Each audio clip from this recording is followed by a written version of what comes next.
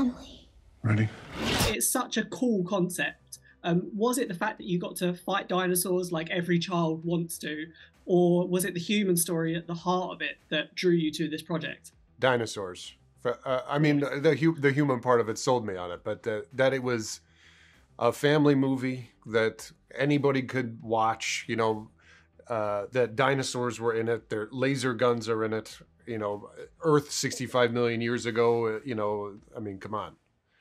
Yeah. But then when we were shooting it, they originally wanted to make a big, you know, Hollywood movie on the theme of death, which I thought was, you know, a morbid way of putting it. But I think we wound up making it about that. It's not. It's, you know, an hour and 30 minutes. It's anybody could you can watch it with your kids in a theater, which I think was really important to me at the time to be involved in things like that. I love that when a whole family can watch something in the theater. Those are some of the best moments that I have, is watching it with my folks.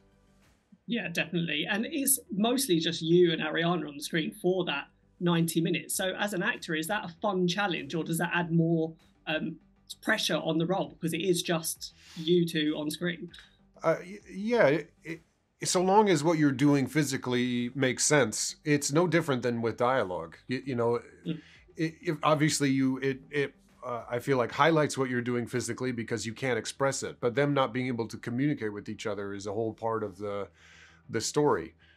And when I got it, it was in the midst of COVID, and the theme was really moving to me. I'm like, oh, it's nice to do something big that a lot of people can go to, where a major theme about it is we're all experiencing this thing, and we come from completely different parts of the world and different times in our lives, and we're having to face this thing that no one is really prepared for. So the metaphor was obvious, but you know, I always liked movies of all sorts of budgets and all sizes and all, you know, that to me is what cinema is. So this kind of seemed really unique and weird, you know, that we had a bit of dinosaurs, and, you know, there's no time travel, but you know, but telling a world that existed parallel 65 million years ago, it seemed like a really big concept movie where just enough room to do something that was, you know,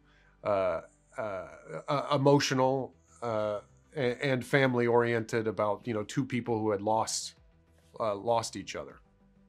Yeah, and you're no stranger to working with VFX and stuff that's not there, but when it came to tussling with a dinosaur, as you do in this, what was there? Was it the classic tennis ball and a stick, or were you just like completely faking it all the way? It was a combination of all things, but I will say that my favorite one was the classic guy dressed up as you know, all in green with a stick and a dinosaur head on the end of a stick, kind of attacking you, being like, "Rawr!" They did do like one take or something with like effects, like of a dinosaur arm. I'm like, no, we can't do that. We can't. I won't be able to keep a straight face. Then you kind of those days you kind of question what you do for a living, because it feels a special brand of humiliating.